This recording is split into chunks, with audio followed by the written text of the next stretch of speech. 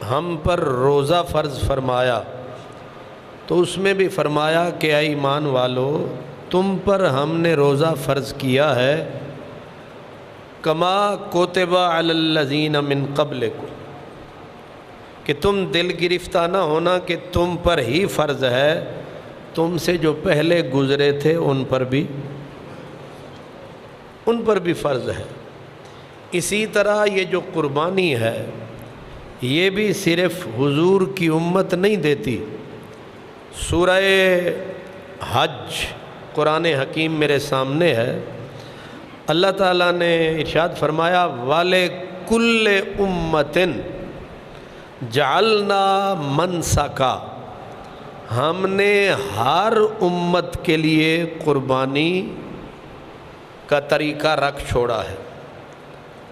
لِكُلِّ أُمَّةٍ، اس میں کوئی بھی امت باہر نہیں، ساری امتیں آ گئیں۔ قرآن مجید نے وضاحت کر دی کہ کوئی امت ایسی نہیں گزری جس کے ہاں قربانی کا تصور موجود نہ ہو۔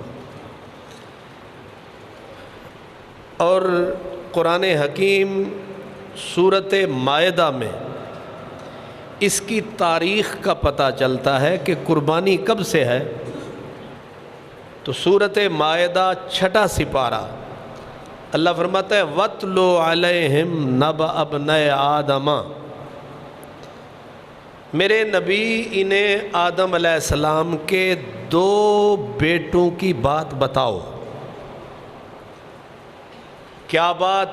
ایک کا نام حابیل تھا، دوسرے کا نام قابیل تھا، یہ تو آپ کو پتہ ہے۔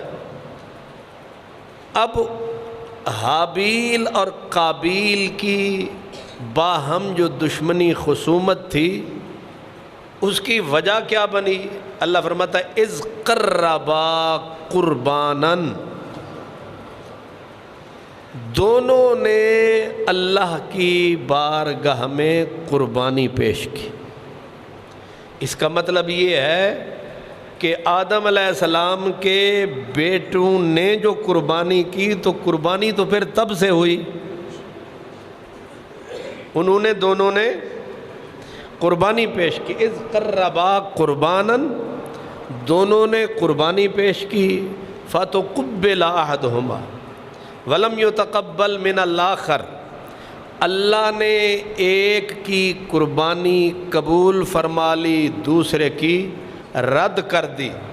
جس کی قربانی رد ہو گئی اس کے دل میں اس کے خلاف حسد کا جذبہ پیدا ہوا، جس کی قربانی قبول ہو گئی حسد پیدا ہوا کہ اس کی قبول کیوں ہوئی، میری قربانی کیوں قبول نہیں ہوئی۔ اب اس نے بھائی کو کہا، حسد کی آگ ہے نا بھڑک اٹھی، اس نے کہا لَأَقْتُلَنَّكَ، میں تجھے مار ڈالوں گا،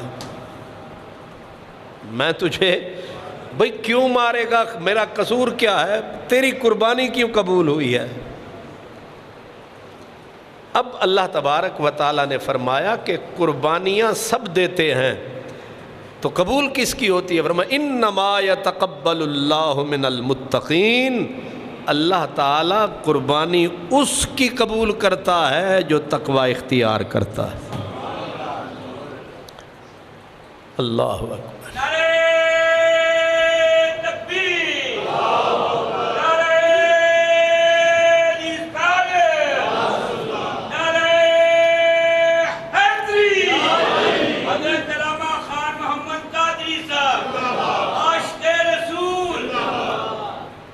عمل سب کرتے ہیں لیکن ضروری نہیں کہ سب کا عمل قبول بھی ہو۔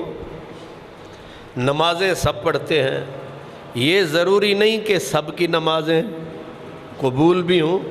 حج سب کرتے ہیں، لاکھوں لوگ ہیں، لیکن ضروری نہیں کہ آتی ہیں بہاریں گلشن میں ہر پھول مگر کب کھلتا ہے۔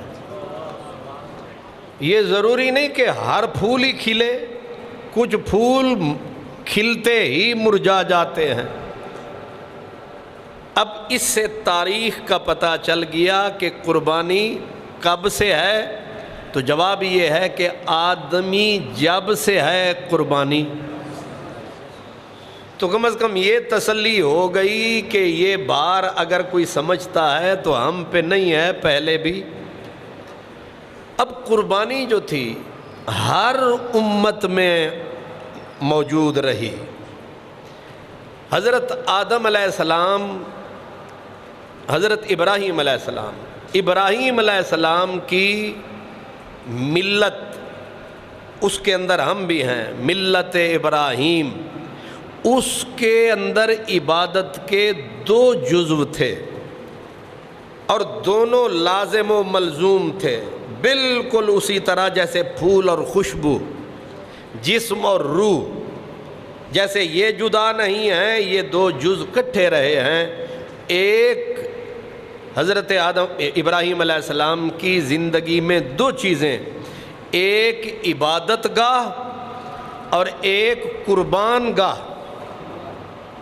ایک عبادت گاہ ایک قربان گاہ، یعنی عبادت اور قربانی یہ حضرت ابراہیم علیہ السلام کی زندگی کے 2 ایسے جزو تھے جو ان کی زندگی سے جدا نہیں ہوئے۔ عادت کیا تھی؟ ابراہیم علیہ السلام کی عادت تھی کہ جہاں بھی انہیں اللہ کے انوار، تجلیات آتے دکھائی دیتے، وہ وہاں 2 کام کرتے تھے، ایک تو وہاں عبادت گاہ بنا دیتے تھے، دوسرا قربان گاہ بنا دیتے تھے۔ عبادت گاہ اور قربان گاہ دونوں کٹھی بناتے تھے، صرف اکیلی عبادت گاہ یعنی مسجد نہیں بناتے تھے۔ ان کی عادت یہ تھی کہ جہاں رہنا وہاں صرف ماتھا نہیں ٹیکنا، وہاں صرف سبحان اللہ الحمدللہ نہیں کہنا، یہ کام بھی کرنا ہے۔ اور اللہ تعالیٰ نے انہیں بھیڑ، بکریاں، گائیں وافر مقدار میں بخشی تھیں، بڑھتی رہتی تھیں۔ ان کا کام یہ بھی ہوتا تھا، اس عبادت خانے کے ساتھ ایک قربانی کی جگہ بناتے تھے۔ وہاں آپ کی عادت تھی، مہمان آیا آپ نے فٹ بغیر پوچھے پڑھ بسم اللہ اللہ اکبر، یہ تھی عادت ابراہیم علیہ السلام کی۔ اب آپ کہیں گے بیت اللہ بنایا تو وہاں بھی کوئی قربان گاہ تو پھر ہوگی۔ یہ جو مروا کی پہاڑی ہے، حضرت اسماعیل علیہ السلام کی ذبح کی جگہ کون سی ہے؟ حضرت اسماعیل علیہ السلام کو ذبح کہاں کیا تھا؟ مروا۔ ادھر کعبہ ہے اور کعبہ کے بالکل سامنے صفا ہے، ادھر مروا، یہ پہاڑیاں ہیں۔ یہ جو مروا والا علاقہ ہے، تورات سے بھی یہی ثابت ہے، تورات سے بھی یہی ثابت ہے کہ مروا جو جگہ ہے، یہاں پر حضرت اسماعیل علیہ السلام کو ذبح کرنے کا عمل ہوا، فدیے میں دمبا آ گیا، تو ادھر کعبہ ہے اور تھوڑا بالکل فاصلہ ساتھ ہی قربان گاہ، جہاں اسماعیل علیہ السلام کا انہوں نے سر ٹکایا، چھری چلائی۔ تو مکے کے اندر بھی ادھر کعبہ ادھر قربان گاہ ہے۔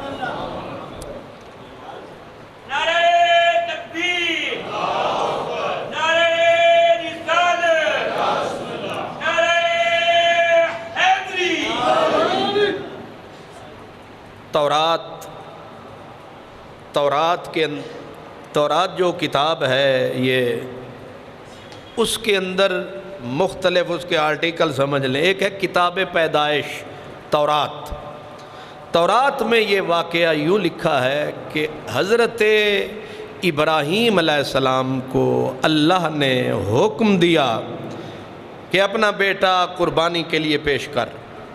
تو حضرت ابراہیم علیہ السلام نے بیٹے کو تیار کیا اور بیٹے کو ساتھ لے کے اپنا گدھا تیار کیا، 2 نوکر تیار کیے، خادم، اور 2 خادموں کو ساتھ لیا، گدھے کو ساتھ لیا، گدھے کے اوپر لکڑیاں ڈالیں، لکڑیاں لاد کے چل پڑے اور کہاں پہنچے؟ مروا پر۔ یہاں پہنچ کر اپنے گدھے کو بھی ٹھہرایا، دونوں خادموں کو کہا تم یہاں ٹھہرو۔ میں نے کہا نا عبادت اور قربانی بالکل ساتھ ساتھ چلے ہیں ابراہیم علیہ السلام کی زندگی میں۔ تو آپ نے ان کو کہا تم یہاں ٹھہرو، میں ذرا یہاں اپنے رب کی پہلے عبادت کر لوں،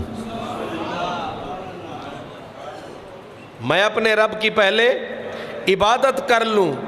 ذبح کرنے والا اور ذبح ہونے والا دونوں آ کے سجدے میں پہلے گر گئے ہیں، سجدے میں گر گئے ہیں، اللہ کی عبادت کی ہے، پھر پلٹ کے آئے ہیں اور آ کر حضرت اسماعیل علیہ السلام کی قربانی کا عمل ہو رہا ہے۔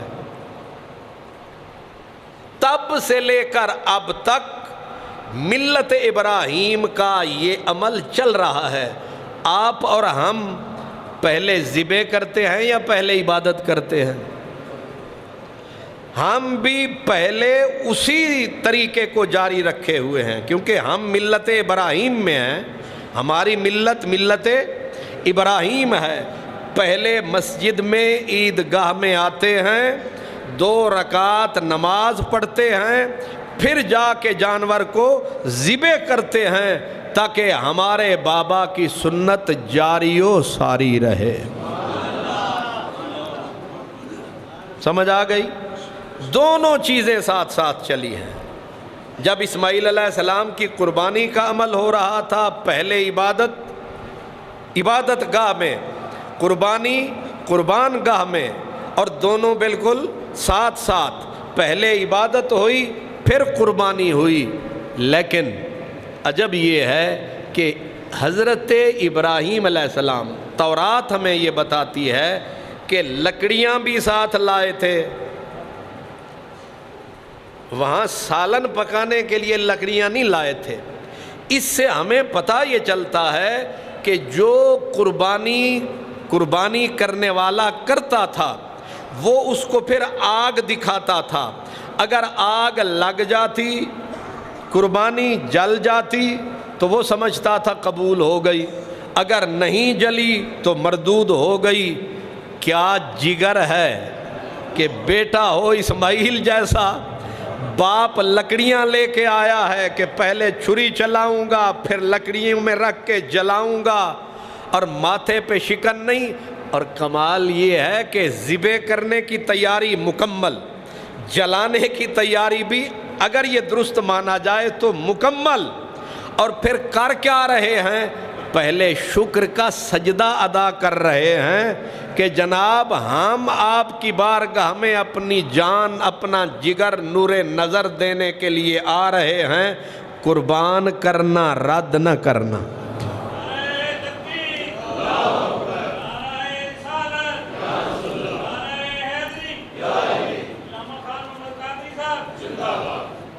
تو قربانی کا عمل شروع کہاں سے ہوا؟ آدم علیہ السلام سے۔ چلتا چلتا اس نے اتنی ترقی کی کہ حضرت ابراہیم کی زندگی کا حصہ بن کے رہ گیا۔ ہم قربانی کرتے ہیں سال کے بعد، ابراہیم علیہ السلام کی قربانی ہر روز جاری رہتی تھی، کسی نہ کسی شکل میں، یہ 26ویں پارے میں غالباً سورہ زاریات ہے، اس میں بھی ہے، اور شاید سورہ ہود میں بھی ہے کہ فرشتے آئے تھے ابراہیم علیہ السلام کے پاس، فرشتے آئے مہمان بن کے ابراہیم علیہ السلام کے پاس۔ ہم تو پوچھتے ہیں کہ جناب خیریت سے ہیں؟ چا پیو گے کہ کاوا، ٹھڈا پیو گے کہ تتا؟ مطلب یہ ہے کہ کنج ٹل نہیں۔ ہم پوچھ کے اگلے کو تیار کر دیتے ہو کہ جی کچھ نہیں پینا۔ ابراہیم علیہ السلام کا کام یہ ہوتا تھا، مہمان آیا سلام لیا، اگلا نہیں پوچھا کہ بھوکے ہو یا رج کے آئے ہو، سیدھے گئے۔ جاب عجل حنیذ، پورے کا پورا وچھا، کیا بکری نہیں، بکرا نہیں، مینڈا نہیں، دمبا نہیں، پورے دا پورا بیل ہی ذبح کر کے پھر اس کو بھون کے اٹھا کے لے آئے۔ اب آ کے دیکھا تو مہمان ہاتھ ہی نہیں بڑھاتے، مہمان کھانے کی طرف ہاتھ نہیں بڑھا رہے۔ حضرت ابراہیم علیہ السلام کہنے لگے پتہ نہیں انہیں پسند نہیں آ رہا، تو وہ بولے، انہوں نے کہا جناب اساں کھان والے نہیں، تو تسی کون ہو؟ انہوں نے کہا ہم آئے ہیں لوط علیہ السلام کی بستی کی خبر لینے، بس آپ سے سلام کرنا تھا، ہم تو اللہ کے فرشتے ہیں۔